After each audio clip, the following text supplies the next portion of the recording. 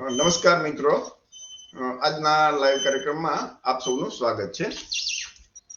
આજનો આપણો વિષય છે કે શા માટે કોળી, ઓબીસી, એસસી, એસટી સમાજના દરેક વ્યક્તિએ રાજકારણમાં રસ લેવો જોઈએ। પછી ભણેલા હોય કે અભણ, પૈસાદાર હોય કે ગરીબ, મોટી ઉંમરના હોય કે યુવાનો હોય, બહેનો હોય કે ભાઈઓ, ટૂંકમાં દરેક વ્યક્તિ જો રાજકારણમાં રસ લેશે તો જ આપણો ઉદ્ધાર શક્ય બનશે। અને રાજકારણમાં રસ નહીં લે તો શું થશે એ પણ આપણે જોશું। આજના વિષય ઉપર આપણે ચર્ચા કરશું। તો મિત્રો, આ આજના કાર્યક્રમની અંદર આપણે લોકોએ રાજકારણમાં રસ લેવા વિશે એક મુદ્દા ઉપર ચર્ચા કરશું, જેમાં આપણી સાથે વલ્લભભાઈ કંટરિયા ઓબીસી એ જોડાણા છે, પ્રકાશભાઈ વાણિયા છે એ જોડાવાના છે, રાણાભાઈ ગોહિલ છે એ પણ જોડાવાના છે। તો ખાસ કરીને આપણો જે વિષય છે ને એ બધા બરોબર યાદ રાખે અને કાર્યક્રમ છે એ દરેક મિત્રો જોડાતા જાય અને શેર કરવાનું ભૂલતા નહીં, કેમકે આ કાર્યક્રમ છે ને એ ફેસબુકમાં કાયમ માટે પડ્યો રહેશે અને તમે જોશો, તમારા મિત્રો જોશે, પણ તમે શેર કરશો તો તમારા બધા મિત્રોને એ જોવા મળશે। એટલે દરેક મિત્રોને વિનંતી કે કાર્યક્રમમાં જોડાય અને શેર કરવાનું ભૂલે નહીં। ફેસબુકમાં તમારા જેટલા મિત્રો છે એને તમે આમ કદાચ ઘરે ઘરે જઈને વાત નહીં કરવા કહી શકો, પણ તમે રાણાભાઈ ગોહિલ આપણી સાથે જોડાઈ શકતા નથી। હા રાણાભાઈ, શું પ્રોબ્લેમ છે તમને? આ તો જોડાઈ શકાય ને તો તમે જોડાજો, નહીં તો કઈ વાંધો નહીં। ઓકે, ચાલુ થાય તો જોડાઈ જાય, એ તો એમાં દેખાશે એટલે હું જોડી દઈશ તમને।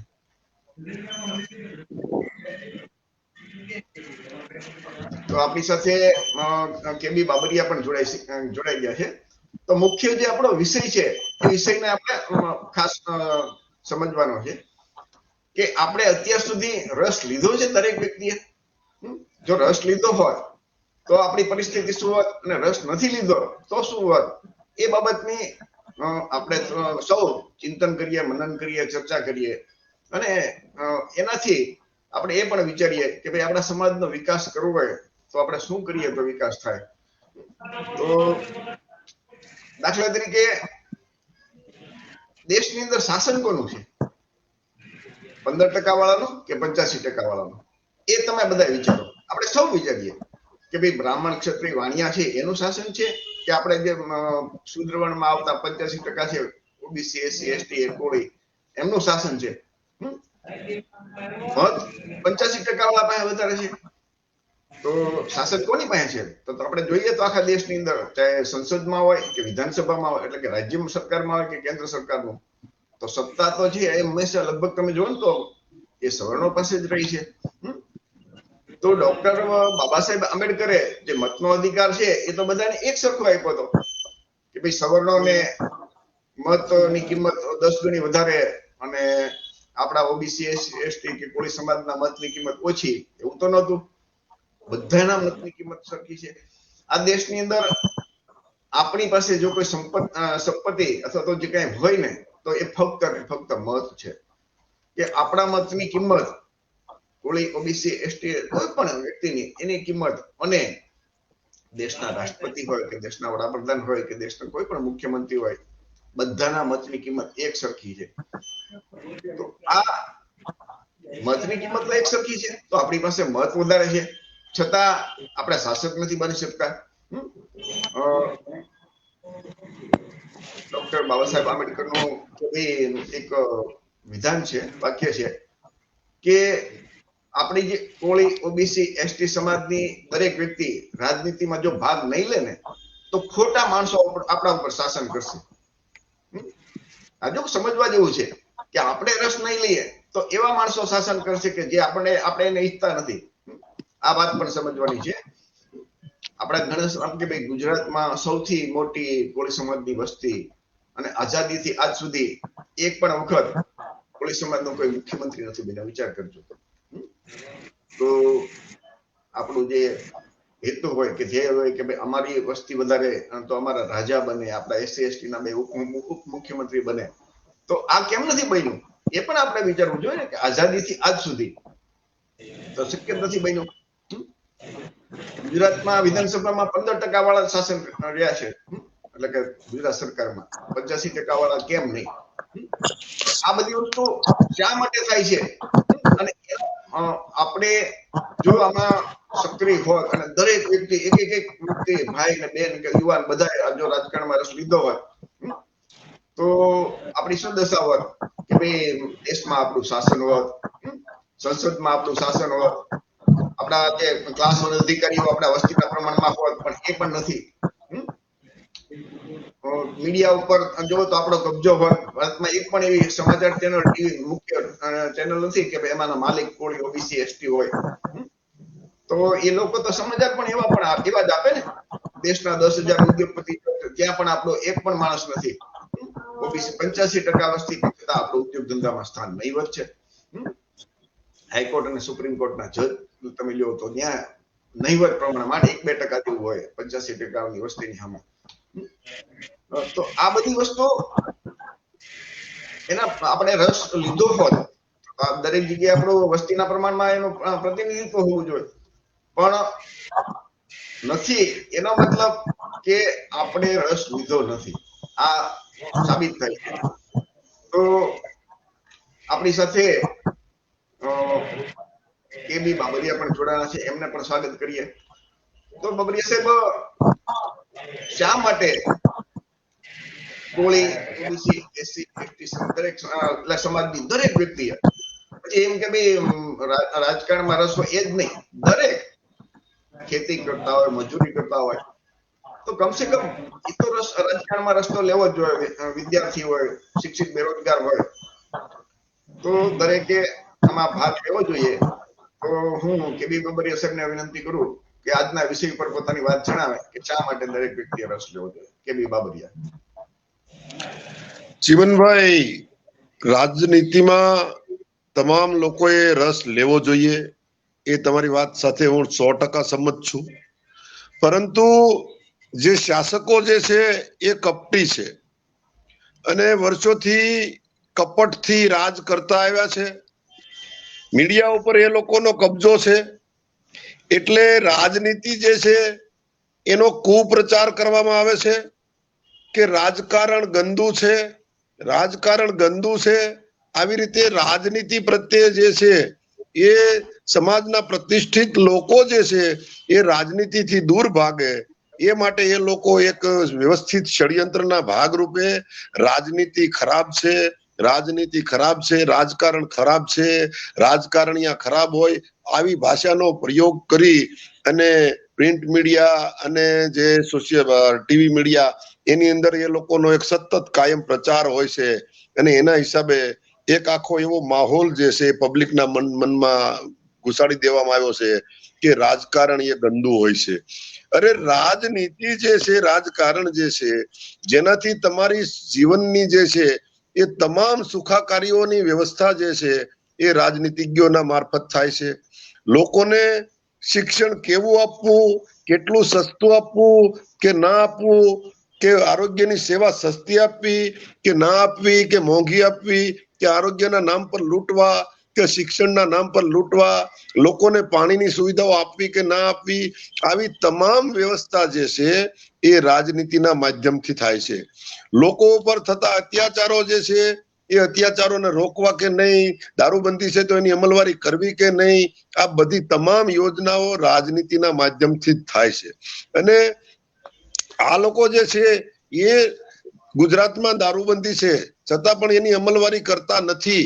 અને એક પણ શહેર એવું નહીં હોય કે જ્યાં દારૂ નહીં મળતો હોય, કારણ કે એ જે છે એ આ ગરીબ પ્રજા જે છે, પીડિત પ્રજા જે છે, શોષિત પીડિત સમાજ જે છે એ લોકોને દારૂડિયા બનાવવાની જાણે યોજના હોય એ રીતે દારૂબંધીનો અમલ આ લોકો કરી રહ્યા છે. અને પબ્લિક જે છે એને રાજનીતિથી દૂર ભગાડી રહ્યા છે. રાજનીતિ ખરાબ છે, રાજનીતિ ખરાબ છે, આવો કુપ્રચાર જે છે એ વ્યવસ્થિત ચાલી રહ્યો છે. એના હિસાબે જે સજ્જનો, ઈમાનદાર લોકો એ રાજનીતિથી દૂર આ લોકોએ ઈરાદાપૂર્વક ભગાડ્યા છે એમ કહીએ તો પણ ચાલે. રાજનીતિ ગંદી છે એવો ડર બતાવી અને સજ્જનો, ઈમાનદાર, પ્રતિષ્ઠિત લોકો જે છે એને રાજનીતિથી આ લોકોએ એક ષડયંત્રના ભાગરૂપે દૂર ભગાડ્યા છે. અને એના હિસાબે આજે આપણી ઉપર નાલાયક, બેઈમાન, લૂંટારાઓ, ગુંડાઓ, ભ્રષ્ટાચારીઓ અને બળાત્કારીઓ જે છે એ આપણી ઉપર રાજ કરી રહ્યા છે. અને જ્યાં સુધી ઈમાનદાર લોકો રાજનીતિમાં નહીં આવે, જ્યાં સુધી પ્રતિષ્ઠિત લોકો રાજનીતિ પર નહીં આવે, ત્યાં સુધી આપણી ઉપર જે છે એ આ ગુંડાઓ, મવાલીઓ, બળાત્કારીઓ, ભ્રષ્ટાચારીઓ, ચોર, આ બધા જે છે એ એક પણ વિશેષણ જે છે એ આ બધા લોકોને ટૂંકા પડે એવા લોકોને જે છે રાજનીતિમાં આ લોકો એટલા માટે જ બેસાડ્યા છે કે જેથી કરીને પબ્લિકના મનમાં એક એવું પરસેપ્શન આવે કે રાજનીતિમાં ગુંડા હોય, મવાલી હોય. એનું કારણ જે છે એ આનું આ ષડયંત્ર આખું છે. એટલે હું તમામ સમાજના તમામ લોકોને, તમામ નાગરિકોને જે છે એ અપીલ કરું છું કે એને રાજનીતિમાં આવવું જોઈએ. કારણ કે રાજનીતિથી જ જે છે એ દેશની સુખાકારી, પબ્લિકની સુખાકારી, એની જે છે કાયદો ને વ્યવસ્થા છે, લોકોને ન્યાય છે, આ બધી જ વ્યવસ્થા જે છે એ રાજનીતિના માધ્યમથી જ થાય છે. કારણ કે રાજનીતિમાં બેસીને આપણે તમામ આયોજન કરવાનું હોય છે લોકોની સુખાકારી માટેનું, લોકોના કલ્યાણ માટેનું. એને કલ્યાણ રાજ કહી શકાય. અને કલ્યાણ રાજ કરવો, કલ્યાણ રાજ માટે જે છે એ જો લોકોની કલ્યાણની યોજનાઓની અમલવારી માટે જો ગુંડા, મવાલી, ભિખારી બેઠા હોય, લૂંટારાઓ બેઠા હોય તો એ ક્યારેય લોકોનું કલ્યાણ કરતા નથી. એટલે હું તમામ સજ્જનો, બુદ્ધિજીવીઓ ને ખાસ અપીલ કરું છું કે તમે લોકો રાજનીતિમાં આવો અને આ ગુંડાગર્દી, આ લૂંટારાઓ, ચોરના ને ભગાડો, બેઈમાનોને ભગાડો અને રાજનીતિને સાફ કરો. એટલે આ લોકોની રાજનીતિને ખતમ કરવી હોય, આ ગુંડાઓની, મવાલીઓની, તો આપણે ઈમાનદાર લોકોએ, પ્રતિષ્ઠિત લોકોએ જે છે એ રાજનીતિમાં આવવું જ પડશે. અને નહીં આવે તો પબ્લિકે જે છે એ કાયમ માટે એના પર ગુંડાઓ રાજ કરતા રહેશે, મવાલીઓ રાજ કરતા રહેશે, બળાત્કારીઓ રાજ કરતા રહેશે, ખૂની લોકો રાજ કરતા રહેશે. અને આને જો ખતમ કરવું હોય તો પ્રતિષ્ઠિત અને ઈમાનદાર લોકોએ રાજનીતિમાં આવવું જ જોઈએ. રાજનીતિ એ પબ્લિકના કલ્યાણની યોજના વાત છે. જે લોકોને ખરેખર આ પીડિત, દુખી લોકો પ્રત્યે એના મનમાં જો થોડો ઘણો પણ જો દયાનો ભાવ હોય અને જો તેઓ ખરેખર એની જો પીડા દૂર કરવા માંગતા હોય તો એનો એક જ રસ્તો છે કે તે રાજનીતિના માધ્યમથી જ તે લોકોને જે છે એની પીડા દૂર કરી શકે છે. કરુણા જે છે, કરુણા, માનવતા, ભાઈચારાનું નિર્માણ કરી શકે છે. ખૂબ ખૂબ આભાર બાબરિયા સાહેબ, તમે તમારી વાત રજૂ કરી. એ આપણો જે ઇતિહાસ જોઈએ તો આઝાદી છે, મતનો અધિકાર છે આપણી પાસે, એસસી, એસટી, ઓબીસી પાસે, કોળી સમાજ પાસે, છતાં શાસન 15% વાળાનું છે. તો આમ કેમ? મતનો અધિકાર તો બધાને એક સરખો છે. તો બાબા સાહેબે કીધું ને કે ભાઈ ખોટા, આપણે જો ભાગમાં નહીં લઈશું રાજકારણમાં તો ખોટા માણસો શાસન પર આવવા જશે. એનો મતલબ સીધી વાત છે, બાબા સાહેબની વાત સાચી પડી કે આપણે રસ નથી લેતા એટલે બીજા લોકો શાસન કરવા પર આવી ગયા છે. ગુજરાતના કોળી સમાજ જ્યાં જ્યાં ભેગા થાય ને તો એવું કે આપણો મુખ્યમંત્રી હોવો જોઈએ, આપણા વસ્તીના પ્રમાણમાં મંત્રી હોવો જોઈએ, આવી વાતો કરતા હોય. તો એનાથી થાય છે તો ઊંધું. કોળી સમાજના એક વખત મુખ્યમંત્રી નથી બન્યા. ગુજરાતમાં સૌથી મોટી વસ્તી છે, 28 થી 30% જેવી. તો આવું કેમ બને છે? એનો એક તમને સીધો એક સરસ મજાનો આંકડો આપું કે ગુજરાતમાં જ્યાં જ્યાં કોળી સમાજના સંમેલન થાય ને, દાખલા તરીકે 10,000 લોકો ભેગા થયા, તો 10,000 લોકોને એમ પૂછ્યું કે કોળી સમાજનો મુખ્યમંત્રી બનાવો છો, તો બધા એક હાથે આંગળી કરે કે હા અમારે ગુજરાતમાં કોળી સમાજનો મુખ્યમંત્રી બનાવો છે. ત્યાર પછી ગુજરાતની ચૂંટણી આવે અને જેવી ચૂંટણી થાય એટલે 10,000 માંથી છે ને એ 4,000 એ ભાજપને મત આપી દે. હવે ભાજપે તો પહેલેથી જાહેર કરી દીધું છે કે અમે મુખ્યમંત્રી નથી બનાવવાના કોળીને. 3,000 મતદારો છે એ કોળીને, કોંગ્રેસને મત આપી દે. તો કોંગ્રેસે પણ જાહેર નથી કરતા કે અમે કોળી સમાજનો મુખ્યમંત્રી બનાવવાનો છે. 2,000 કોળી છે એ વીપીપીના મત આપે છે વીપીપી એ જાહેર કરી દીધું છે કે ભાઈ અમે તો કોળી ઓબીસી ના મુખ્યમંત્રી બનાવશું અને એસસી એસટી ના 2 ઉપમુખ્યમંત્રી બનાવશું અને દરેક વ્યક્તિને એના હક અને બંધારણીય હક અધિકાર આપશું. શાસન પ્રશાસનમાં દરેક જગ્યાએ વસ્તીના પ્રમાણમાં ભાગીદારી આપશું. તો વીપીપી ના તો 2000 મતો જ છે અને 1000 મત એ આપને આપીએ છે. તો આપણ આ કોળીના મુખ્યમંત્રી તો નથી બનાવવાના. તો જ્યારે એમ પૂછવામાં આવે કે તમારે કોળીનો મુખ્યમંત્રી બનાવવો છે તો 10,000 લોકો હાથ ઊંચા કરે અને એક મત થઈ જાય. પણ જ્યારે મત આપવાનો આવે તો બધા વેચાઈ જાય. તો ભાજપને માનો કે 4,000 મત આપ્યા છે, એની સામે છે એ 3 કે 5 કે 6,000 મત તો ભાજપ નથી એવા લોકો છે. છતાં શાસન કોનું આવે? 4,000 વાળું. કેમ કે લોકશાહીમાં જે બહુમતી હોય જેની પાસે એમને સરકાર એમની બને. તો આ વસ્તુ આપણે સમજવાની છે કે આપણા મુખ્યમંત્રી કેમ બનતા નથી, આપણા વસ્તીના પ્રમાણમાં કેબિનેટ મંત્રી કેમ નથી બનતા, આપણા બંધારણીય હક અધિકાર આપણને કેમ નથી મળતા. તો આ વસ્તુ આપણે સમજવાની છે. એટલે ડોક્ટર બાબા સાહેબ આંબેડકરે કીધું કે ભાઈ મનુવાદી પાર્ટી છે અથવા તો બીજા જે પક્ષો છે, સવર્ણોના પક્ષો છે, એમાં તમે બાબા સાહેબનો એક કોટ છે કે મેં તમને જે પદનો અધિકાર આપ્યો છે ને રાજા બનવા આપ્યો છે, બીજાને રાજા બનવા માટે નહીં. બીજાને તમે રાજા બનાવો એનો મતલબ કે તમે દલાલ છો કે ચમચાગીરી કરો છો. આ ડોક્ટર બાબા સાહેબનું એક વાક્ય છે અને એ આપણો ઇતિહાસ કહે છે કે આઝાદી પહેલા બાબા સાહેબ કીધું કે જો કોમ કભી ઇતિહાસ નહીં બના શકતી. એટલે મીન્સ કે આપણે આઝાદી પહેલા તો આપણી પાસે મતનો અધિકાર હતો નહીં. આપણા બાપ દાદા પાસે હતો જ નહીં, રાજાનો દીકરો રાજા થતો. પણ આઝાદી પછી ડોક્ટર બાબા સાહેબ આંબેડકરે આપણને મત નો અધિકાર આપ્યો અને આપણને એક તક આપી કે તમે તમારો રાજા બનાવી શકો. હવે પહેલા તો આઝાદી પહેલા તક હતી નહીં, હવે તક છે છતાં આપણે નથી બનાવતા, મુખ્યમંત્રી નથી બનાવતા, આપણું શાસન નથી લાવતા.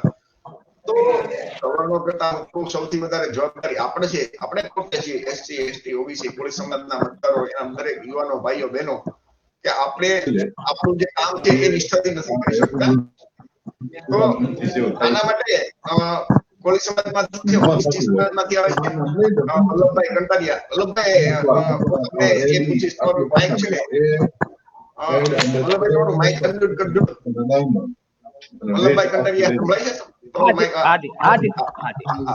તો તમે આ બાબતે શું કહેવા માંગો છો વલ્લભભાઈ? તમારો એક અભિપ્રાય આપજો. દરેક દર્શક મિત્રોને કોળી વિરાંગના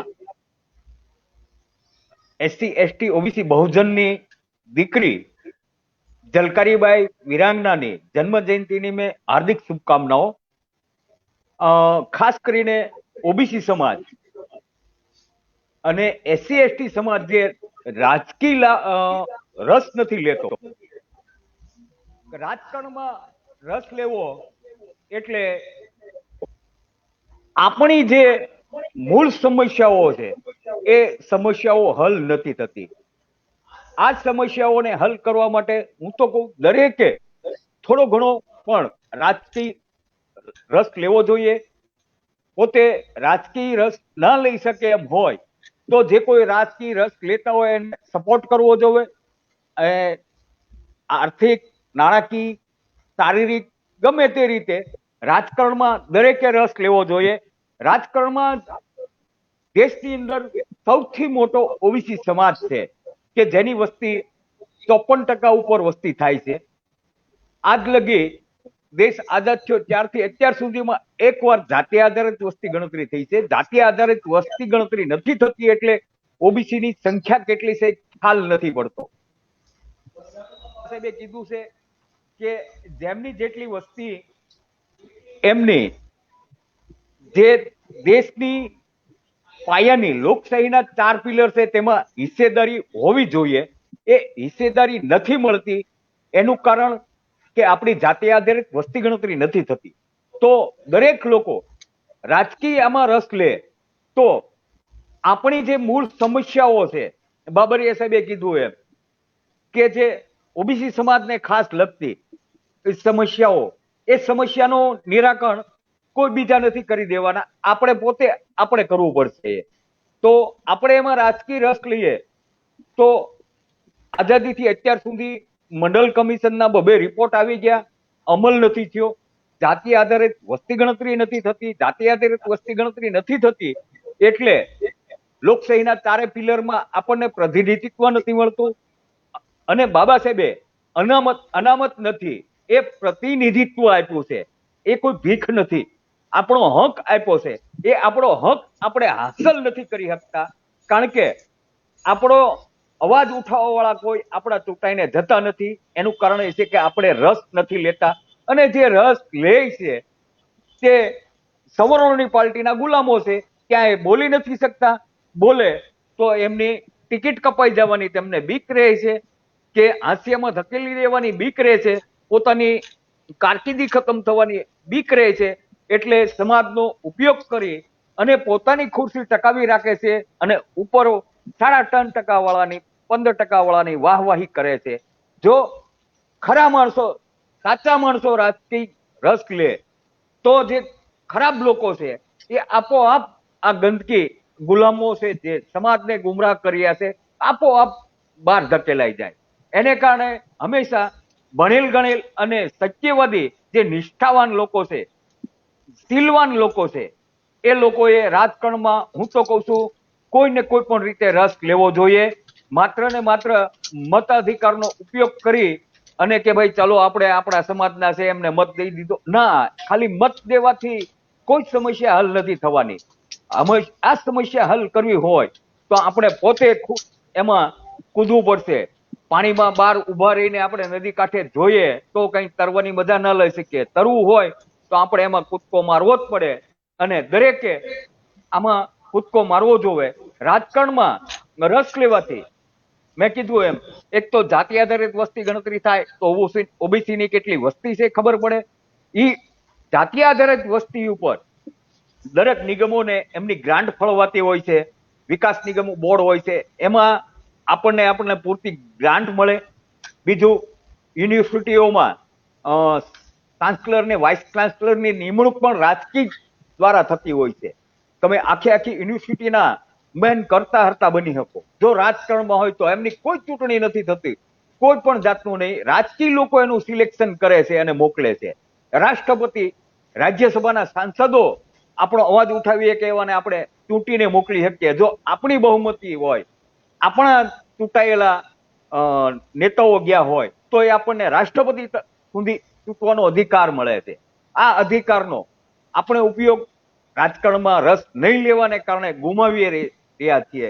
તો જેટલું બને એટલું વધુમાં વધુ લોકોએ કોઈને કોઈ પણ રીતે રાજકારણમાં રસ લેવો જોઈએ.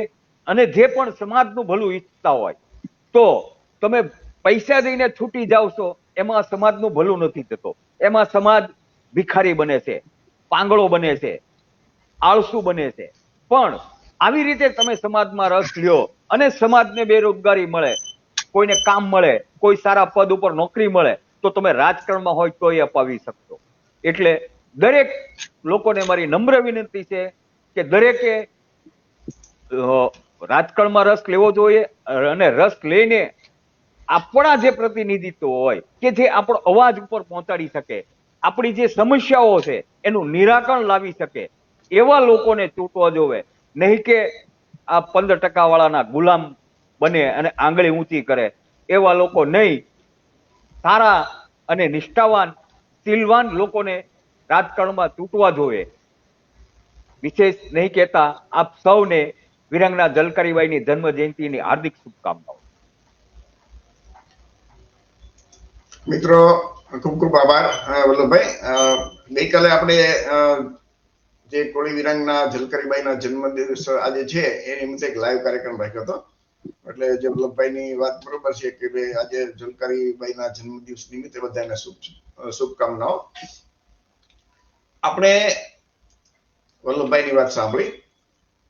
હવે આપણે પ્રકાશભાઈ વાણિયા જે જ્ઞાન પ્રકાશ બોધ છે એમની પાસેથી વાત સાંભળશું. એ પહેલા એક થોડીક વાત કરી લઈએ કે કોળી, ઓબીસી, એસસી, એસટી એટલે કે પછાત વર્ગના લોકો જો રાજકારણમાં રસ લે, બરોબર, બધા લોકો, અને પોતાનો મુખ્યમંત્રી બનાવે, પોતાનો પક્ષ હોય એનું શાસન લાવે તો શું થઈ શકે એને બે ત્રણ આપણે દાખલા જોઈએ. તો બિહારની અંદર લાલુ પ્રસાદ યાદવ, નીતિશ કુમાર અને લાલુ પ્રસાદ યાદવના દીકરા તેજસ્વી તો એ નીતિશ કુમાર અને તેજસ્વી બંને ભેગા થયા, ઓબીસી છે, અને પોતાનું શાસન લાવ્યા. તો એમણે જાહેરાત કરી કે અમારી સત્તા આવશે ને તો અમે જાતિ આધારિત વસ્તી કરશું બિહારમાં, જાતિ આધારિત વસ્તી ગણતરી કરશું, અને જાતિ આધારિત વસ્તી ગણતરી થશે તો એમાં જેટલી જેની વસ્તી હશે એને શાસન પ્રશાસનમાં ભાગીદારી આપશું. તો હવે આવા જ માનો કે ઓબીસી નો મુખ્યમંત્રી તો મધ્યપ્રદેશમાં પણ છે શિવરાજસિંહ, પણ એ આવું નહીં બોલી શકે કેમ કે એ અલગ પાર્ટીમાં છે. એટલે કોઈ પણ વ્યક્તિ કઈ પાર્ટીમાં છે અને એ પાર્ટીની અંદર એ શું પાર્ટીની વિચારધારા છે એ પ્રમાણે જ એને કામ કરવું પડે છે. એવી જ રીતે આપણે દાખલો લઈએ તો એમ કે સ્ટાલિન, તો એ ઓબીસી મુખ્યમંત્રી છે અને એનો પક્ષ છે એ ઓબીસી ની એસસી અને એસટી ની ટૂંકમાં પછાત વર્ગોના હક અને અધિકારોનું રક્ષણ કરવા માટેની એની વિચારધારા છે. તો મેડિકલમાં જે ઓલ ઇન્ડિયા કોટા હતો નીટ, એમાં કોઈને આરક્ષણ નહોતું મળતું, પણ એ એમ કે સ્ટાલિનના પ્રયત્નથી એમને આરક્ષણ અપાયું. સુપ્રીમ કોર્ટમાં એ લડાઈ લડ્યા અને એની જીત થઈ. એવી રીતે જે હમણાં ઈડબ્લ્યુએસ ઉપર સુપ્રીમ કોર્ટનો ચુકાદો આવ્યો ને, તો એમાં પણ સ્ટાલિને કીધું કે આ છે ને એ દુર્ભાગ્યપૂર્ણ ચુકાદો છે, ખરેખર બંધારણમાં આવી કોઈ વ્યવસ્થા જ નથી. અને એટલે એમણે છે ને એને કીધું ભાઈ એ પુનર્વિચાર યાચિકા પણ એ પોતે દાખલ કરવાના છે, એવું આપણે એમના સમાચાર પત્રો પરથી જાણવા મળે છે. એવી રીતે ઝારખંડ છે, ત્યાંના આદિવાસી મુખ્યમંત્રી છે હેમંત સોરેન. તો એમણે 15 સપ્ટેમ્બર 2022 ના રોજ, એટલે થોડાક સમય પહેલા જ ત્યાં નવી આરક્ષણ નીતિ કે વસ્તીના પ્રમાણમાં દરેકને આરક્ષણ આપ્યું. એટલે જે 50% લિમિટ હતી એના બદલે 10% ઓબીસી ઈડબ્લ્યુએસ આરક્ષણ, એટલે 60, અને એની ઉપર બીજું 17%, એટલે કુલ 77% આરક્ષણ એને કરી દીધું. તો એ આપણા પછાત વર્ગના મુખ્યમંત્રી છે તો આવા નિર્ણય લઈ શકે. તો ગુજરાતમાં આપણે આઝાદીથી આજ સુધી આપણું શાસન લાવી નથી શક્યા, એના કારણે આપણી આ સમસ્યા ઊભી થાય છે.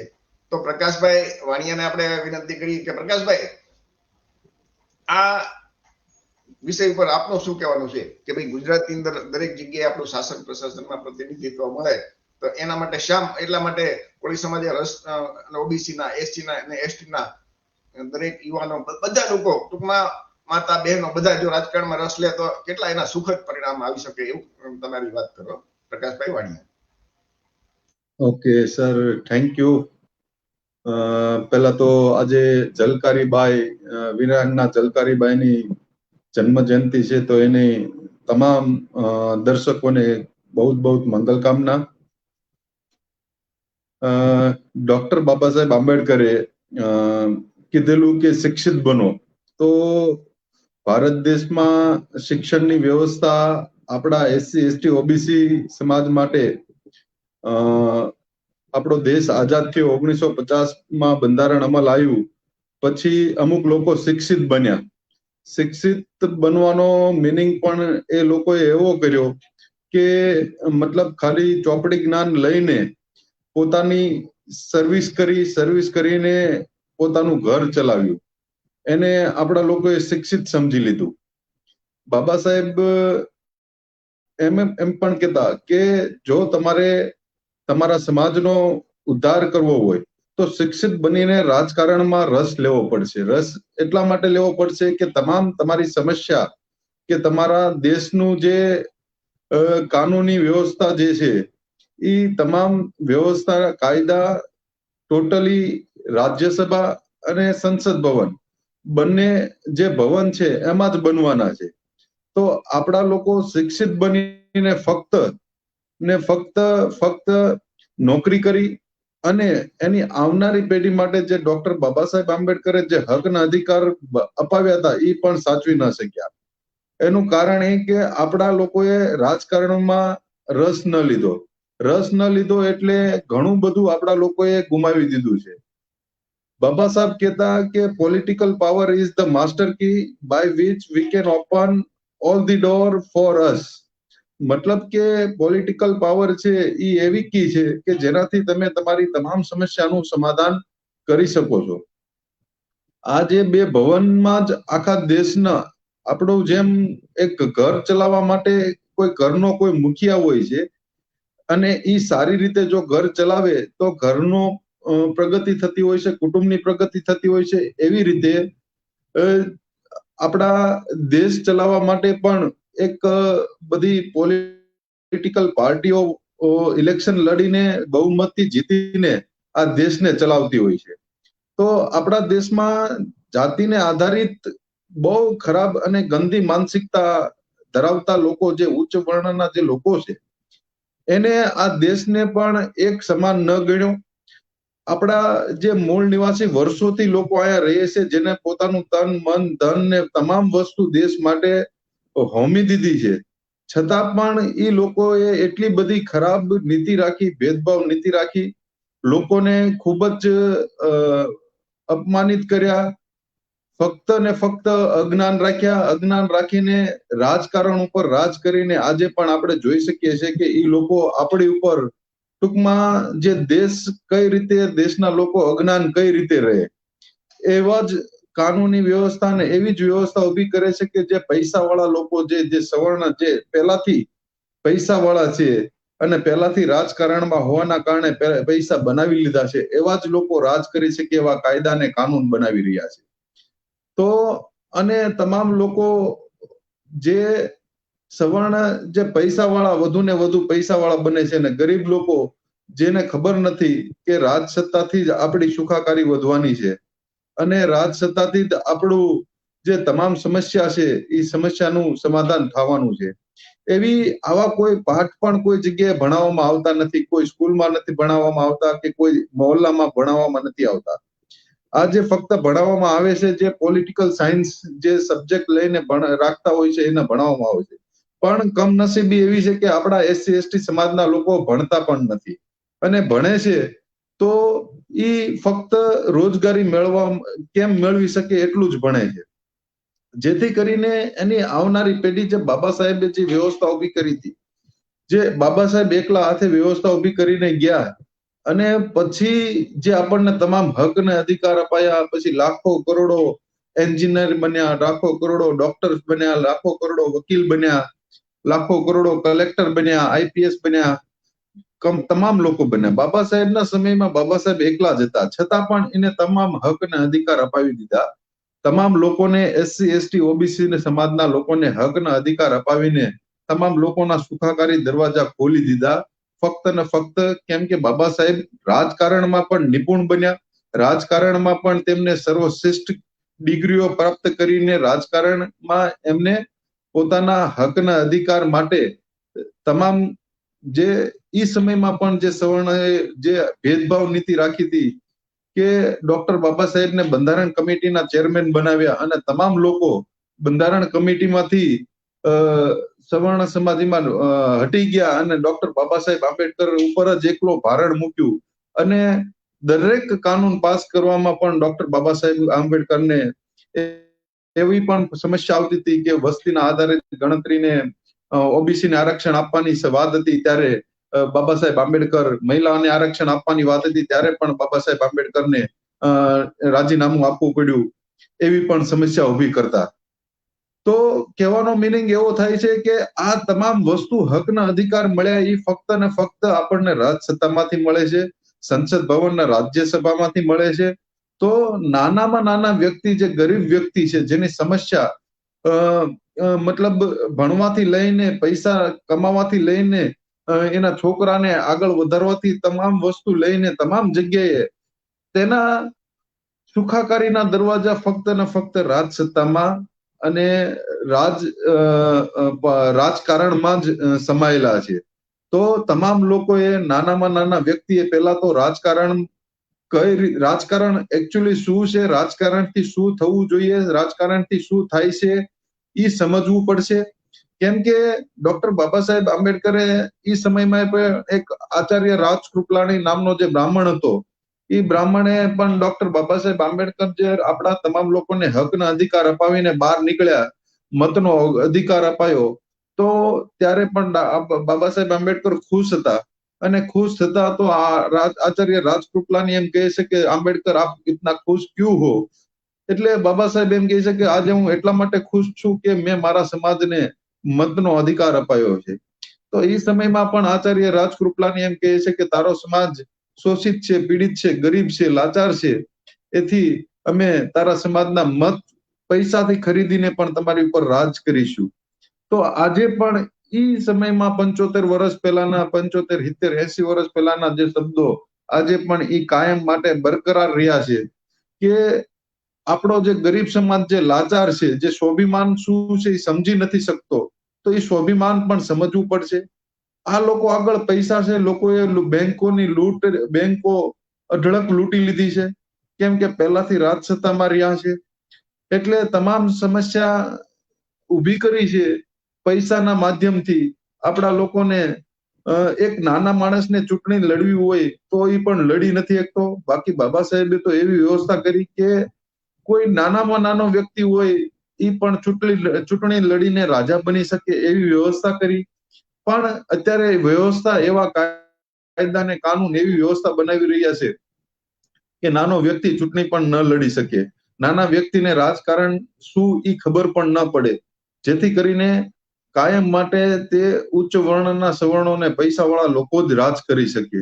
તો બાબા સાહેબ એમ પણ કીધું કે આપણી આગળ જનબળ છે, ધનબળ નથી. તો આપણા જનબળના માધ્યમથી આપણે લોકોને રાજકારણ શું છે, રાજસત્તા શું છે એ જાગૃતિ કરીને આપણે રાજસત્તા ઉપર કબજો કરવો પડશે. તો જ આપણી સમાજની સમસ્યાનું સમાધાન કરી શકશું. તો આપણા તમામ ગરીબ એસસી, એસટી, ઓબીસી જે દબાયેલા કચડાયેલા લોકો છે તેને એક સ્વાભિમાની જીવન જીવવા માટે પણ રાજકારણમાં રસ લઈને મતલબ કે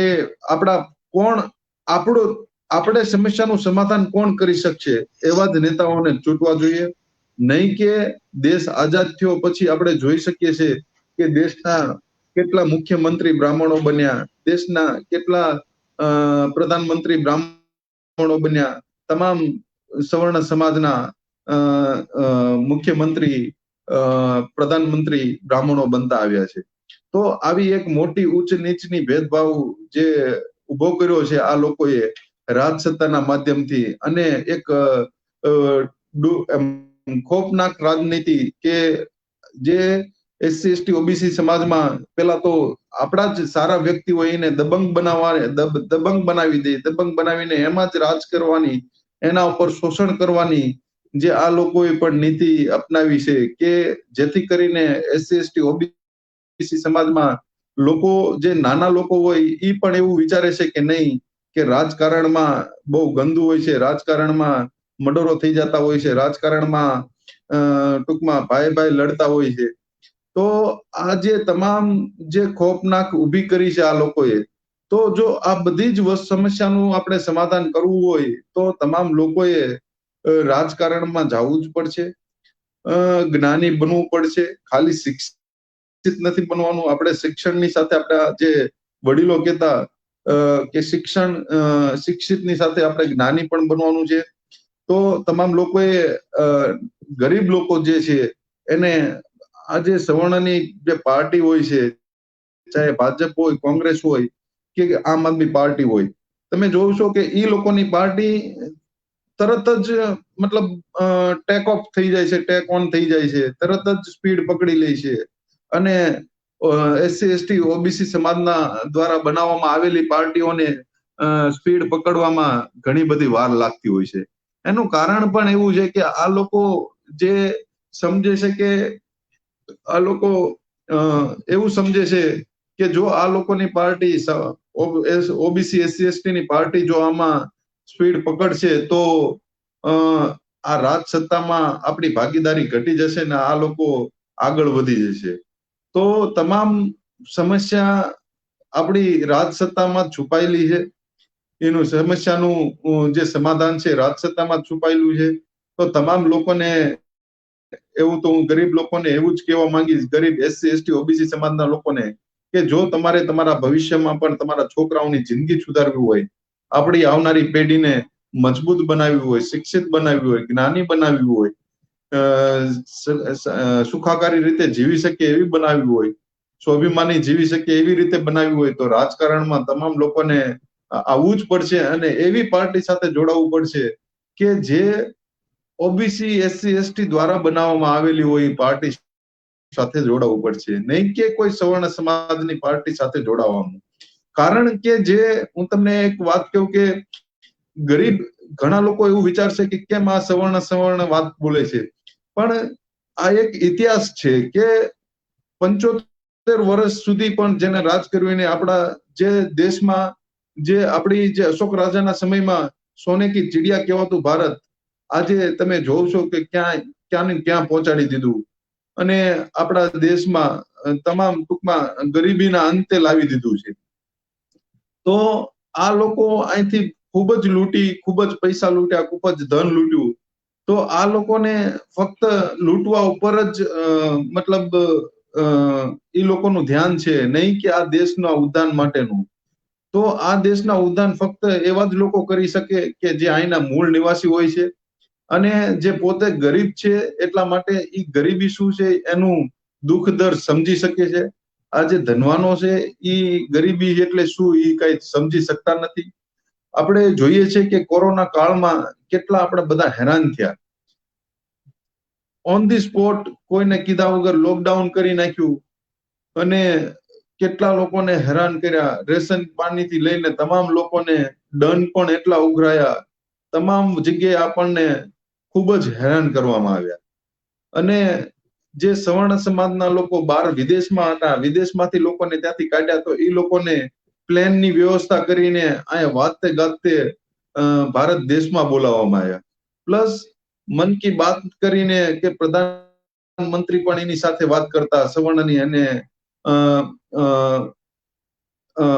મુખ્યમંત્રી પણ વાત કરતા અને પ્રધાનમંત્રી પણ વાત કરતા, કેમ છો, તબિયત કેમ છે. પણ જે નાનો વ્યક્તિ છે, જે હાવ ગરીબ વ્યક્તિ છે, જે બીજા રાજ્યમાંથી કે બીજા સિટીમાંથી અહીંયા આવ્યો હોય અને એની આગળ પૈસા ન હોય તો એને જવું પડે, તો એના માટે બસની વ્યવસ્થા પણ ન કરી, ન કોઈ જાતની વ્યવસ્થા કરી. અને બિચારા ઘણા બધા એવા લોકો જે આપણી વચ્ચે નો રહ્યા કે જેની સમસ્યા હાવ દયનીય હતી અને ગરીબીના કારણે એ લોકોએ કોરોનામાં જીવ ગુમાવ્યા છે. તો આનું કારણ પણ ફક્ત એ જ છે કે એ લોકોએ રાજકારણમાં રસ ન લીધો. રાજકારણમાં જો રસ લીધો હોત અને સારી એવી પાર્ટીને ચૂની હોત કે સારી એવી પાર્ટીને પ્રતિનિધિત્વ આપ્યું હોત તો ગરીબ લોકોની જે સુખાકારીની વાત છે એના પ્રત્યે વિચારત અને એના પ્રત્યે જ ટૂંકમાં તમામ લોકોનું કલ્યાણ થઈ શકે. આપણે જોઈએ છે ઉત્તર પ્રદેશનું પણ આપણી આગળ એક્ઝામ્પલ છે, બિહારનું પણ એક્ઝામ્પલ છે. અને અત્યારે સમય પણ એવો છે કે રાજકારણમાં જો આપણે નહીં આવીએ હવે પછી તો આપણી આવનારી પેઢી ખતમ થવાની ઉપર છે. આપણને હકના અધિકાર જે મળ્યા છે એ ખતમ થવાના આણે છે, ખતમ થવાના અંતે છે. તો ભણેલા ગણેલા વ્યક્તિઓએ અવશ્યપણે રાજકારણમાં આવવું પડશે. તો જ અને તો આવનારી પેઢી છે, આપણા છોકરાઓ છે, એનું ભવિષ્ય આપણે સુધારી શકશું. નકર ફરીથી આપણે ગુલામ બનવાનો વારો આવી જાય એવી સમસ્યા અત્યારે ઉભી થઈ છે. ખૂબ ખૂબ આભાર પ્રકાશભાઈ. પ્રકાશભાઈ સરસ મજાની વાત કરી કે સન્માન અને સ્વાભિમાન. તો છત્તીસગઢના મુખ્યમંત્રી નંદકુમાર બઘેલ એ ખુદ ભાવનગર આવ્યા હતા, એટલે હમણાં ગયા વર્ષે. તો એમણે કીધું ભાઈ તમારા ઓબીસી ની તો અહીંયા આટલી મોટી વસ્તી અને છતાં તમે શાસક કેમ નથી? તો તમારા સમાજમાં કે સન્માન અને સ્વાભિમાન નથી? આવી વાત એમણે કરી કે જો સન્માન અને સ્વાભિમાન હોય તો શાસક તો તમે હોવા જોઈએ, એના બદલે આ લોકો કેમ છે સવર્ણો? તો આ જાગૃતિ નથી આપણા સમાજમાં, ઓબીસી એસસી એસટી સમાજના કે કોળી સમાજના મતદારોમાં, એટલે આવું થાય છે ને. તો આ જાગૃતિ લાવવાનું કામ કોને કરવાનું છે? તો જે ઓબીસી એસસી એસટી અને કોળી સમાજનો જે ભણેલો ગણેલો સમાજ છે, ખાસ કરીને જે ડોક્ટર બાબા સાહેબ આંબેડકરની અનામત નીતિ કે આરક્ષણ નીતિનો લાભ લઈ અને નોકરી કરે છે, નાના મોટા ધંધા રોજગાર સબસિડી લઈને કરે છે, શિક્ષણમાં જેમને લાભ લઈને આગળ વધ્યા છે, એન્જિનિયર થઈ ગયા, ડોક્ટર થઈ ગયા, તો આ મિત્રોની જવાબદારી છે. જે સમાજમાં જો એનો સમાજ પાછળ રહી જાય તો સમાજને જગાડવાનું કામ હંમેશા બુદ્ધિજીવી લોકોનું હોય છે. તો એનો મતલબ કે આપણા ઓબીસી, એસસી અને એસટી અને કોળી સમાજના જે બુદ્ધિજીવી લોકો છે એ સમાજને જગાડવામાં ક્યાંક પાછા પડ્યા છે. કોઈ વ્યક્તિ એવું વિચારે કે ભાઈ રાજકારણમાં હોય એ જગાડે તો એ શક્ય નથી. કેમ કે એ જે રાજકીય પાર્ટીમાં છે એ વિચારધારાની એ પાર્ટીની વિચારધારા મુજબ એને કામ કરવું પડે. એ ઓબીસી, એસસી, એસટી કે કોળી સમાજના હક અધિકાર માટે નથી બોલી શકતા. જો બોલી શકતા હોત તો આજે આ સમસ્યા જ ન હોત. પણ એ સમસ્યા છે. તો એનો મતલબ કે આપણે જે આપણા બુદ્ધિજીવી લોકો છે જેમણે ખાસ કરીને ડોક્ટર બાબા સાહેબ આંબેડકરની અનામત નીતિથી નોકરી કરી અને જે આપણું પ્રતિનિધિત્વ ત્યાં કરે છે, જે આપણું નહીં પણ બાબા સાહેબના નામનો ઓબીસી, એસસી, એસટી સમાજ વતી ખાય છે, પગાર મેળવે છે, તો એની જવાબદારી છે કે સમાજને જગાડે. તો દાખલા તરીકે હવે અત્યારે તો આપણે ચૂંટણી માથા ઉપર છે. આપણો સમાજ જાગેલો છે કે સૂતેલો છે, જાગૃત છે કે નહીં, રાજકારણમાં રસ છે કે નહીં, તો તમારે એક સીધો આ એક વિચાર કરવાનો કે ચૂંટણી છે તો આપણા જે અમુક મુદ્દા છે ને, માનો તમારી પાસે 4 રાજકીય પાર્ટી આવે, ભાજપ વાળા પણ આવે, કોંગ્રેસ વાળા પણ આવે, આપ વાળા પણ આવે અને વીપીપી એટલે કે વ્યવસ્થા પરિવર્તન પાર્ટી વાળા પણ આવશે. માનો કે ચારેય પક્ષમાં ઓબીસી ના કે કોળી સમાજના ઉમેદવાર છે, માનો કે, તો તમારે એને ફક્ત એક સવાલ કરવાનો. આ જાગૃતિ માટે આ એક વાત છે કે તમારે એને સવાલ કરવાનો કે તમારો પક્ષ સત્તા ઉપર આવશે તો મંડળ પંચનો પૂરો અમલ કરવામાં આવશે? પહેલો સવાલ આ. બીજો સવાલ કે ઓબીસી ની જાતિ આધારિત વસ્તી ગણતરી કરવામાં આવશે, તમે કરશો? ત્રીજો સવાલ કે ઓબીસી ને વસ્તીના પ્રમાણમાં આરક્ષણ આપવાનો તમારો પક્ષ સંમત થશે? ચોથી વાત કે જે નવું સંસદનું ભવન બને છે ને એનું નામ ડોક્ટર બાબા સાહેબ આંબેડકર ભવન તમે રાખશો? પાંચમી વાત કે અત્યારે મોટાભાગની સરકારી નોકરીનું ખાનગીકરણ કરી નાખ્યું અને ખાનગીમાં આરક્ષણ છે નહીં, એટલે કે આપણું આરક્ષણને અનામત કરવા માટે ખતમ કરવા માટેનો આ સરકારનો બહુ વ્યવસ્થિત પ્લાનિંગ છે. તો એને એ પણ સવાલ કરવાનો કે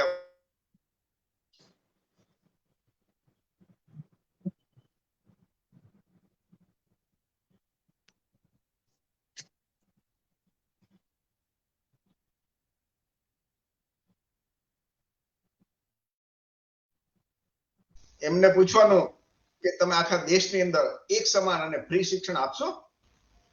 આખા દેશની અંદર એક સમાન અને ફ્રી આરોગ્ય સેવા આપશો? આવા બધા સવાલ પૂછવાના. પક્ષ કોઈ પણ હોય. તો આ જેટલા પક્ષ મેં તમને સવાલ પૂછ્યા ને એમાં બધામાં હા પાડવા વાળી પાર્ટી હોય એ તો એક જ છે, વ્યવસ્થા પરિવર્તન પાર્ટી. શા માટે? તો કે એના જે સ્થાપક છે, એના જે માલિક છે, એના જે હાઈકમાન્ડ છે એ કોળી છે, ઓબીસી છે, એસસી છે અને એસટી છે. તો બાકીની પાર્ટી છે એમાં પણ ઉમેદવાર તો આપણી સમાજના જ છે, કે કોળીના હશે, ઓબીસી ના હશે, પણ એમની એ પક્ષની વિચારધારા શું છે એ પહેલા જુઓ. જો આ બધી આપણી જે આ બધી સમસ્યા પૂરી નથી થઈ, આપણને આ બધા બંધારણીય હક નથી મળ્યા, એનો મતલબ કે આપણે જાગૃત નથી. તો જાગૃત હોત તો આ બધી સમસ્યા જ ન હોત. તો એ સમસ્યા આપણે ક્યારે પૂરી કરશું? દાખલા તરીકે જે તે પાર્ટીની અંદર ધારાસભ્ય ચૂંટાઈ જાય પણ એ તો ઓબીસી ની જાતિ આધારિત વસ્તી ગણતરી તો નહીં કરાવે, મંડળ પંચનો પૂરો અમલ તો કરશે નહીં. બાકીની ભલામણ જે બાકી આજની તારીખે આઝાદીથી જે હકો મળવા જોતા હતા એ ઓબીસી ની 52% થી વધારે વસ્તી છે, 54% એને નથી મળ્યા આજની તારીખે. છતાં જે પક્ષો નથી આપતા એને જ ઓબીસી લોકો, કોળી લોકો સમર્થન આપે. તો આ આપણી જાગૃતિનો અભાવ છે ને. અને આ જાગૃતિ લાવવાનું કામ કોને કરવાનું છે? ઓબીસી, એસટી, એસટી ના જે ભણેલા યુવાનો છે, નોકરી કરતા યુવાનો છે, એમણે આ સમાજને જગાડવાનું છે. બાકી મજૂરી કરતો હોય, હીરા ઘસતો હોય કે ખેતી કરતી વ્યક્તિને આવી ખબર ન હોય, એને જો તમે આ મુદ્દા સમજાવશો તો એ જાગશે અને એ ગુલામી કરવાનું બંધ કરશે. ડોક્ટર બાબા સાહેબ આંબેડકર કીધું કે મેં તમને મહત્વનો અધિકાર છે એ રાજા બનવા માટે આપ્યો છે, દલાલ કે ચમચા બનવા માટે નથી આપ્યો. તો આ બાબતે આપણે કાર્યક્રમ લાંબો નથી કરવાનો. હવે વલ્લભભાઈ કંટારિયાને આપણે છેલ્લે પૂછશું કે વલ્લભભાઈ કંટારિયા, તમારું માઇક અનમ્યુટ કરજો અને તમે આ બાબતમાં શું કહેવા માંગો છો કે જે આપણા મુદ્દા છે એ ચારેય પાર્ટીની અંદર આપણા જ ઓબીસી, એસસી, એસટી ના ઉમેદવાર હોય અને એ તમારી પાસે આવે તો ત્યારે આપણા સમાજના જે મતદારો છે, કોળીના જે મતદારો, ઓબીસી ના, એસટી ના, એસટી ના મતદારો એ શું વિચારવું જોઈએ, શું કહેવું જોઈએ અથવા તો શું કરવું જોઈએ? વલ્લભભાઈ કંટારિયા.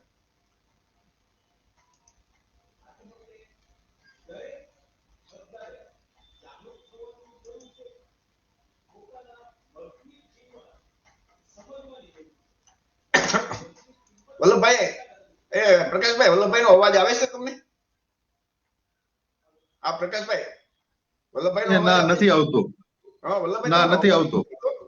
તમે એક કામ કરો છો ને, ઉભા રહો તો તમે અનમ્યુટ કરું છું. હાલો તો એક વખત કરીને હવે જુઓ તો બીજી વખત બોલો તો.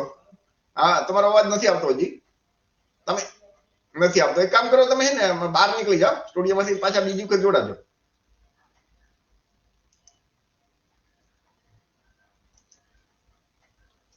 તો વલ્લભભાઈને આપણે પૂછ્યું હતું કે ભાઈ આ જે ખાનગીમાં આરક્ષણ છે એ કોણ આપશે? ભાજપ આપશે, કોંગ્રેસ આપશે, વીપીપી આપશે કે આપવાળા આપશે? બાબા સાહેબ આંબેડકર નું નામ છે આમાં જે નવા સંસદ ભવન સાથે કોણ રાખવાનું બોલે છે, કોણ કહેશે? એ પણ આમ પૂછવાનું. પછી ઓબીસી ની જાતિ, તમારો અવાજ નથી આવતો ભાઈ. તો ઓબીસી ની જાતિ આધારિત વસ્તી ગણતરી કોણ કરાવશે? વલ્લભભાઈ, તમારો અવાજ નથી આવતો. મંડળ પંચનો પૂરો અમલ કોણ કરશે? તો આ મુદ્દા છે એ તમારે, તમારી પાસે જો અત્યારે ગુજરાતમાં ચૂંટણી ચાલી રહી છે, તો 1 તારીખે બધા મત દેવા જવાનો છે, તો ત્યારે તમે મત દેવા જાઓ ત્યારે આ મુદ્દા એની સામે મૂકવાના કે તમે અમારા સમાજના છો, વાત સાચી છે, પણ તમે આ અમારા મુદ્દાને સોલ્વ કરશો, અમારી સમસ્યા હલ કરશો? એમ કે હા, તો એની પાસે લેખિતમાં ગેરંટી લઈ લો, અને નો કરી શકો તો તમારે રાજીનામું આપવું પડશે. આવી તમારી માંગણી મૂકો, અને એ બાકીની તર તમને એની સામે એક વિકલ્પ મળે છે કે વીપીપી છે એ એમ કહે કે આ બધા મુદ્દા અમે હલ કરશું. અને એ તો આપણા લોકોની પાર્ટી છે. પેલી છે એના માલિક સવર્ણો છે, સ્થાપક એના સવર્ણો છે, એના હાઈકમાન્ડ સવર્ણો છે. તો ત્યાં જે કઈ નિર્ણય લેવાશે એ સવર્ણો લેશે. તો વલ્લભભાઈ તો જોડાઈ શકે, એનો અવાજ નથી આવતો. તો પ્રકાશભાઈ કહી કે તમારું માઇક અનમ્યુટ કરી અને આ બાબતે આપણે કાર્યક્રમ પૂરો જ કરીએ છીએ હવે. તો આજે અત્યારે કોઈ ચૂંટણી ચાલી રહી છે અને ઉમેદવારો વિવિધ પક્ષના આવે તો એને આ પ્રશ્નો પૂછવા જોઈએ કે નહીં? અને જાગૃત મતદાર તરીકે આપણે શું કરવું જોઈએ? જાગૃત મતદાર એ બાબતે તમારો અભિપ્રાય આપો. 5 મિનિટ અવશ્ય પૂછવા જોઈએ, આ મુદ્દા અવશ્ય પૂછવા જોઈએ. કારણ કે આ મુદ્દા એવા છે કે જ્યારે આપણો દેશ આઝાદ થયો ત્યારે આપણને આઝાદીમાં મળેલા છે. આઝાદી સમયે આ વસ્તુ આપણને હક અધિકારમાં મળી હતી. આઝાદી મળ્યા પછી 75 વર્ષ થઈ ગયા છતાં પણ આપણને જે આ મૂળભૂત અધિકાર છે એમાં એક પણ અધિકાર આપણને અમલવારી નથી કરી. તો એમાં પણ રાજ કરવા વાળા, પેલા કોંગ્રેસે રાજ કર્યું, પછી ભાજપે રાજ કર્યું, અને હવે નવી પાર્ટી આ લઈને આવ્યા છે આમ આદમી પાર્ટી. તો આ તમામ પાર્ટી સવર્ણની પાર્ટી છે. ઈ લોકો પણ જ્ઞાની છે, એ લોકોને ખબર છે કે જો આ મુદ્દા અમે અમલમાં મૂકશું તો આ લોકોનો સર્વાંગીક વિકાસ થશે. એટલા માટે આ લોકો, હું તો એવું જ કેવું છું કે ચાહે જે બાબા સાહેબ પણ એક મતલબ ગરીબ પરિવારમાં જન્મ્યા હતા અને એને તમામ સમસ્યાનું જે મહેસૂસ કર્યું, ફિલિંગ કર્યું, તો એ જ એને આપણી તમામ સમસ્યા ટૂંકમાં સમાધાન કરાવ્યું. તો એવી જ રીતે જો આપણે પણ આપણી સમસ્યાનું સમાધાન કરવું હશે તો આપણે આપણી પાર્ટી જે આપણા ઓબીસી એસસી એસટી દ્વારા બનાવેલી જે કોઈ પાર્ટી હોય એ પાર્ટીને જ આપણે પ્રાધાન્ય આપવું પડે, એ પાર્ટીને જ આપણે ચૂનવી પડે. કેમ કે પેલા લોકો કદાચ હા પણ પાડે અને પછી પાર્ટી બનાવીને પણ જેમ મોદીજી કહેતા કે તમારા દરેક ખાતામાં 15 લાખ રૂપિયા આવશે, અને અત્યારે આપણે જોઈએ છે કે આપણા એક પણ ખાતામાં, કોઈના ખાતામાં 15 લાખ રૂપિયા આવ્યા નથી. કાળું ધન પાછું આવશે. આપણે જોઈએ છે કે કાળું ધન પાછું લેવાની બદલે નોટબંધીના નામે આપણા કેટલા લોકો હેરાન થઈ ગયા, પરેશાન થઈ ગયા. જે આપણી આગળ નાની અમથી બચેલી મૂડી હતી એને પણ સાચવવા માટે આપણે મહિના 2-3 મહિના આપણે હેરાન થઈને લાઈનમાં મોટી કતાર લાગ્યા. તો છેવટે હેરાન થવાનું તો પછાત સમાજના લોકોને જ આવે છે. અને તો આવા જે સમસ્યાનું જે સમાધાન છે, આ લોકો હા પણ પાડે તો પણ હું તો એવું માનું છું કે આ લોકો ઉપર વિશ્વાસ ન કરવો જોઈએ. આપણે ફક્ત ને ફક્ત જે આપણા સમાજ દ્વારા, ઓબીસી એસસી એસટી દ્વારા જે બનાવવામાં આવેલી પાર્ટીઓ છે એ પાર્ટીને જ પ્રાધાન્ય આપવું જોઈએ. એવા લોકો, એના જે ઉમેદવાર છે તમામ જગ્યાએ આખા ગુજરાતમાં, હું તો કેવું છું જે પણ જગ્યાએ બહુજન સમાજની પાર્ટી ઊભી હોય, SC ST OBC દ્વારા બનાવવામાં આવેલી પાર્ટી ઊભી હોય, એ જ પાર્ટીના ઉમેદવારને મત આપવો જોઈએ.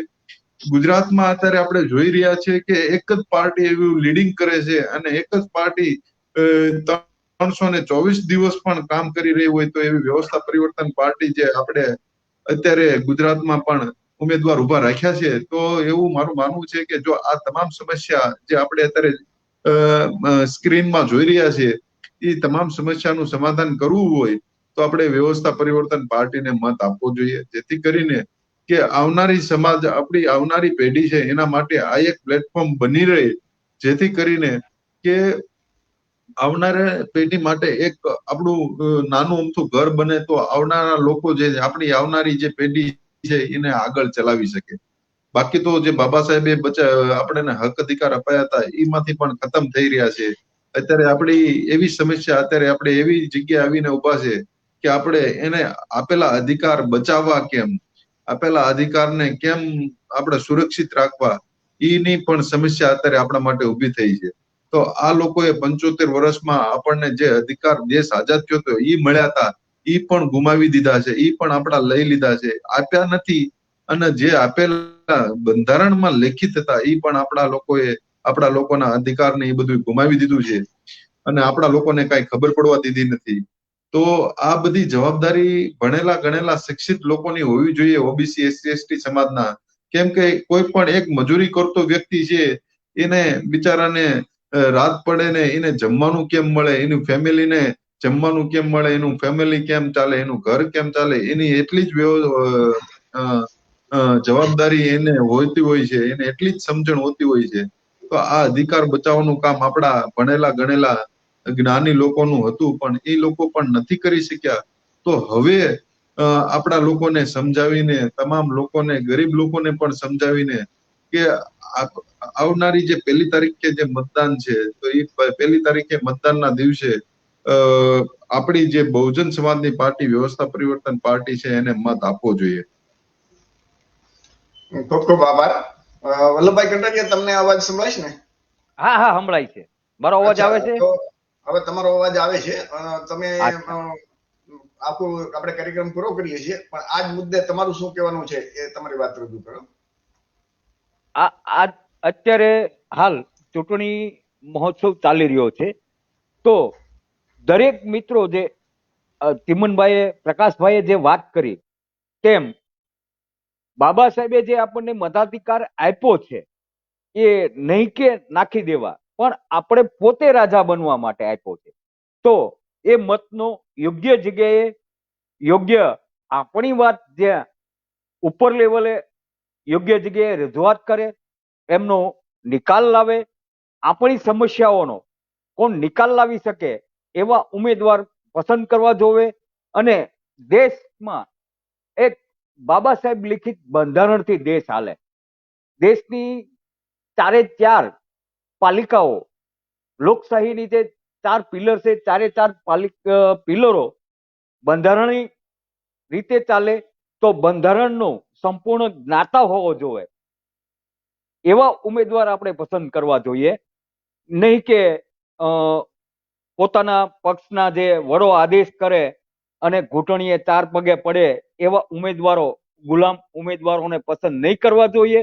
જે સંપૂર્ણ બંધારણના જાણકાર હોય તેવાને જો પસંદ કરીએ તો આપના વિસ્તારમાં મત માંગવા માટે જે પણ પાર્ટીના ઉમેદવારો આવે તેમને ખાલી એટલું પૂછજો કે અમારા મૂળભૂત બંધારણીય અધિકારો શું છે અને એ બંધારણીય અધિકારો અમને મેળવવા માટે, અપાવવા માટે તમે શું લડત આપી શકો. હું તમને સાચી ઠોકીને કહું છું કે ગુજરાતની અંદર એક પણ એવો ઉમેદવાર નહીં હોય કે જે બંધારણીય અધિકારો લોકોને આપેલા જાણતો હોય. હા, આપણા પક્ષ, આપણા સમાજની, બહુજન સમાજની, SC ST OBC સમાજની, કોળી સમાજની વ્યવસ્થા પરિવર્તન પાર્ટી, તેના તમામ ઉમેદવારો બંધારણીય અધિકારના જાણકાર છે, સંપૂર્ણ રીતે બંધારણને જાણકાર છે. લોકશાહીના જે 4 પિલર છે, 4 પિલરમાં કઈ રીતે કાર્ય કરવું જોવે તે અને કેમ કામ કઢાવવું બંધારણીય રીતે લોકોના સમસ્યાઓનો નિકાલ કેમ લાવવો, તેમના જ્ઞાતા છે, પોતે જાણકાર છે, તો એવા ઉમેદવારને પસંદ કરો કે જે આપણા અવાજને, આપણી સમસ્યાને વિધાનસભામાં લઈ જાય, ત્યાંથી જેમ બને એમ જલ્દી નિવેડો લાવે એવા ઉમેદવાર પસંદ કરવા જોઈએ. વ્યવસ્થા પરિવર્તન પાર્ટીના ગુજરાતના દરેક સીટ ઉપર કેન્ડિડેટ ઉભા છે, તો આ તકે ગુજરાતની જાગૃત ઓબીસી સમાજ, એસસી એસટી ને ઓબીસી સમાજના જાગૃત મતદારોને મારી નમ્ર વિનંતી કે આપના વિસ્તારમાં જે પણ ઉમેદવાર ઉભા હોય એમને પૂછજો કે અમારા બંધારણીય અધિકાર શું છે અને એ અપાવવા માટે તમે અમારા માટે શું કરી શકો. માત્ર એટલું પૂછજો બંધારણમાં કલમ કેટલી છે, આર્ટિકલ કેટલા છે એ પણ નહીં જાણતા હોય એવા ઉમેદવારને આપણે ચૂંટીએ છીએ. તો આ તકે દરેકને મારી નમ્ર વિનંતી કે બંધારણ અધિકાર જાણતા હોય, બંધારણ સંપૂર્ણ જે જાણતા હોય એવા ઉમેદવારને પસંદ કરજો. એમના માટે એક જ વિકલ્પ છે, વ્યવસ્થા પરિવર્તન પાર્ટી, બહુજન લોકો દ્વારા ચાલતી અને બહુજન લોકોથી ચાલતી વ્યવસ્થા પરિવર્તન પાર્ટીને આપનો પવિત્ર મત આપો એવી નમ્ર વિનંતી. અસ્તુ. ખૂબ ખૂબ આભાર. તો મિત્રો, કાર્યક્રમ આપણે પૂરો કરવા જઈ રહ્યા છીએ. તો કાર્યક્રમના અંતે ફક્ત એટલું જ કહેવાનું કે ચૂંટણી ચાલે છે અને તમારી પાસે કોઈ ઉમેદવાર આવે તો તમે જો ને તો મંડળ પંચ તો પૂરો અમલ જે આઝાદીથી ઓબીસી ને મળતો જોઈતો એ નથી મળ્યો.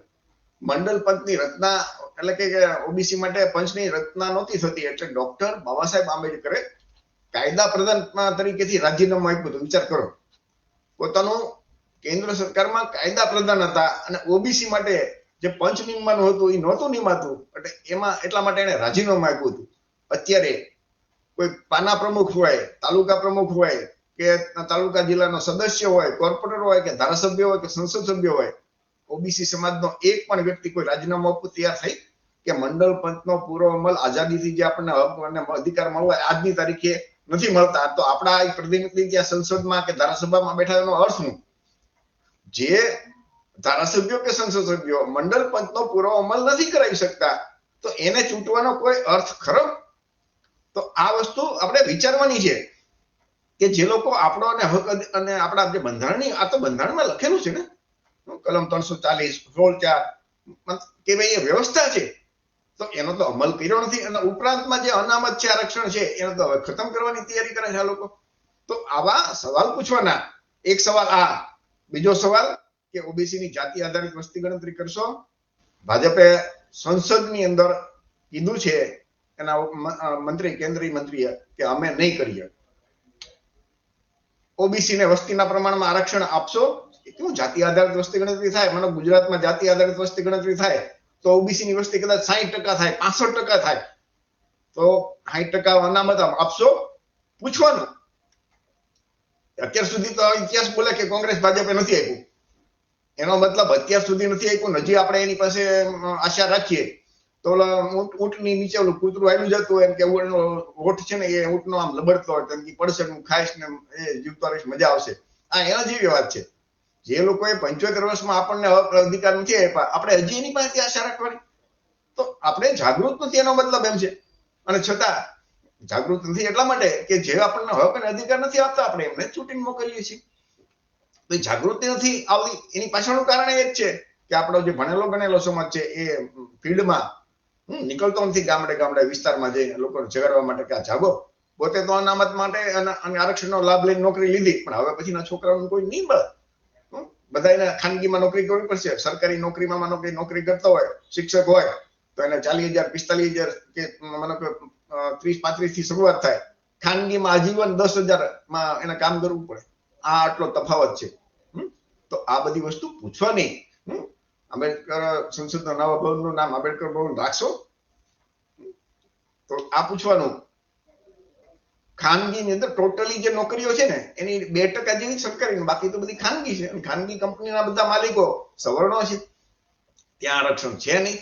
મજૂરોમાં જ્યાં એમને કઈ ન મળતા હોય એમના કોઈ ત્યાં રાખે, તો પણ ત્યાં પણ આરક્ષણ રાખવામાં આવે. આ ક્યારે બને કે જો આપણી સરકાર આવે તો. આ લોકો તો અત્યાર સુધીનો અનુભવ છે કે 75 વર્ષમાં એને નથી આપ્યું આરક્ષણ, અને હવે આપણે આશા રાખવી એ કેટલું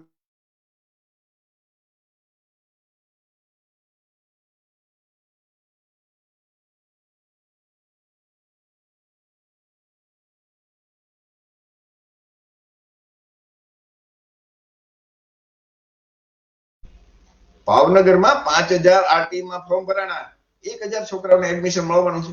તો એનો મતલબ એમ થાય ને કે આપણા જે હક અને અધિકાર છે એ નથી મળતા. તો આવું આપણે સવાલ કરવાના, અને સવાલ કરશું એ સવાલના આધારે, એટલે કે આપણે જાગશું, જાગૃત બનશું, તો આપણે આપણા હક અધિકાર મળશે. અને એવા પક્ષોને તમે મતદાન કરો કે જે આપણી બધી સમસ્યા હલ કરે. તો મિત્રો, ફરીથી આજે જે લાઈવ કાર્યક્રમમાં જોડાના વલ્લભભાઈ કંટારિયા, કેબી બાબરિયા, પ્રકાશભાઈ વાણિયા, એમનો ખૂબ ખૂબ આભાર. અને આપ જે મિત્રો જેમણે લાઈવમાં જોડાણા હતા એ પણ ખૂબ ખૂબ આભાર. આ વિડીયો જેટલા મિત્રો જોવે એ બધાને વિનંતી કે શેર કરજો. તમારા મિત્રો સાથે રાત્રે ઓટલા ઉપર કે ગલ્લામાં કે ક્યાંય ગમે ત્યાં બેઠા હોય, 4-5 જણા કે 7-8 જણા, તો આ શરૂ કરી દો. તમારી પાસે મોબાઈલની અંદર ડેટા તો પડ્યો હશે, આજે નહીં તો કાલ, પણ એનો ઉપયોગ કરો અને આ સમાજમાં જાગૃતિ લાવવા માટેનું. તમે એમ લાગે કે ભાઈ હું અડધી કલાક ન બોલી શકું, મારા સમાજને ન સમજાવી શકું, મારા ઘરને ન સમજાવી શકું, તો આ વિડીયો તમારી સાથે છે, મોબાઈલ છે તમારી પાસે, એ માઇક જેવું છે. હા, 5 જણાને ભેગા કરીને સમજાવો, તો આવી રીતે જાગૃતિ થશે. જાગૃતિ કરવા કોઈ બીજું નહીં, સમાજને જગાડવા માટે કોઈ બીજું નહીં આવે, આપણે જ જગાડવા પડશે બધાને. અને એ જવાબદારી આપણી જ છે. ક્રાંતિ કરવી હોય તો બધું કામ આપણે જ કરવું પડશે. તો ફરીથી જે લોકો મિત્રો જોડાણા